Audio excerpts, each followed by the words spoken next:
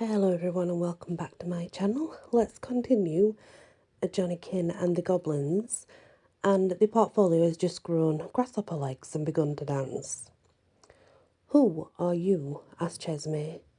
The portfolio performed several steps of a hornpipe, pointed along a grasshopper arm and claw at Johnnykin and said, winking, "Is." "A good Saxon at any rate," said the friar. "May we see your pictures?" asked Marjolaine. Johnnykin quietly opened his portfolio, saying nothing about his being ashamed of his drawings, or that they were very poor. The first picture they saw was his portrait of the goblin. "Why, it's life itself," said Chesme. "It wants expression," said Master Charlie. The picture rolled its eyes and said in great anger, "I don't. Much you know about pictures, you, Charlie Cake and Ale, you goblin snob." Saying this, it became very highly coloured and so animated in expression that it jumped out of the paper and, growing up to life size, in a second sat down in a chair. "Oysters?" asked Charlie. "Yes." And while he ate, they looked at the sketches, all of them. Even the merest scraps of figures became alive as soon as anything was said about them, and jumped about and ran away like cats and spiders, some hopping from the front and some vanishing through the back of all the paper. "They disappear, mortal boy," said the friar, "because you have not fixed them. Be sure and remind me to give you a bottle of my patent fluid for fixing everything. It fixes drawings, poems, ideas, the mind or the eyes, or the attention on anything. The kind sold in 2-shilling bottles will fix the heart and the affections forever. But it has been very much improved by the Americans," added the friar with a sigh, "for I have heard that they profess to be able to put anybody into an eternal fix, and I think it must be by some application of my invention. And now for the rest of supper. You, Charlie, fly around and wait on the ladies. Mortal boy, just taste that salmon. It's fresh as ever, though it was caught and cooked by the giant Finn McCall once, 1,000 years ago.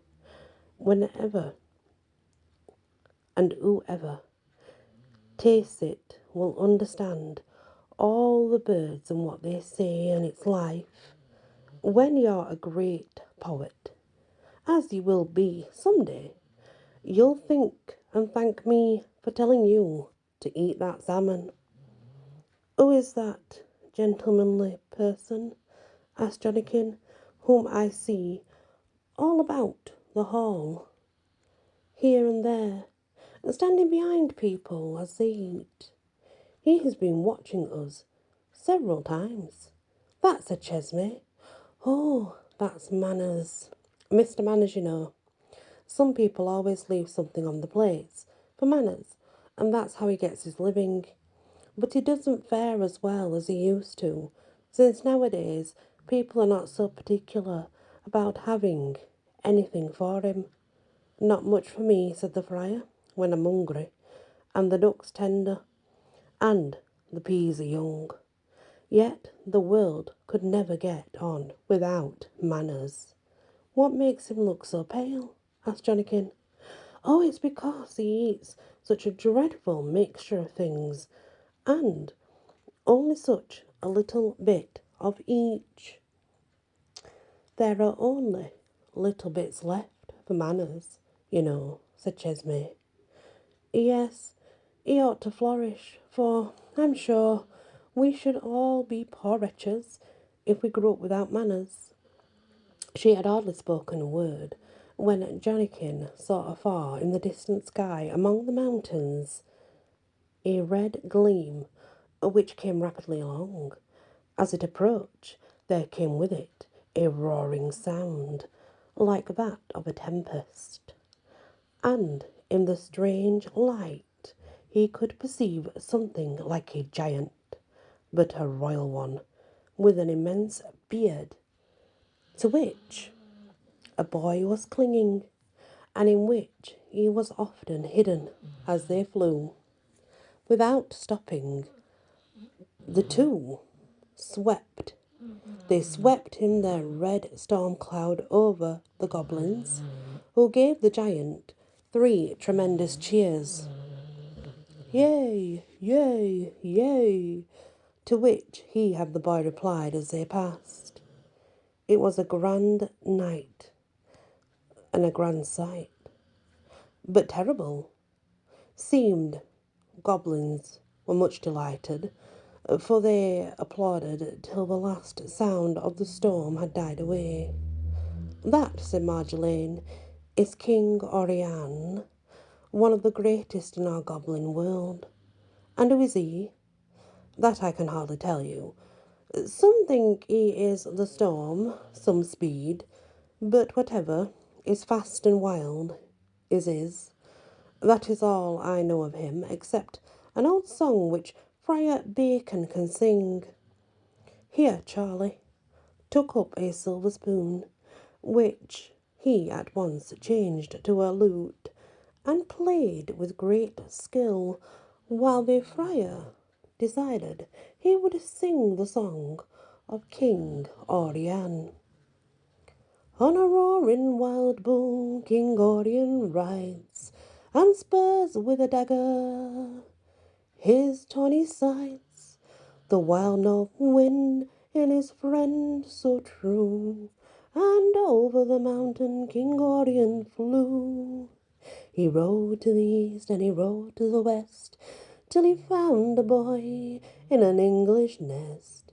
And over and under and over the foam, King Oriane rode with the boy home. King Oriane lives in a sunset red, and the lightning's sheet is his royal bed.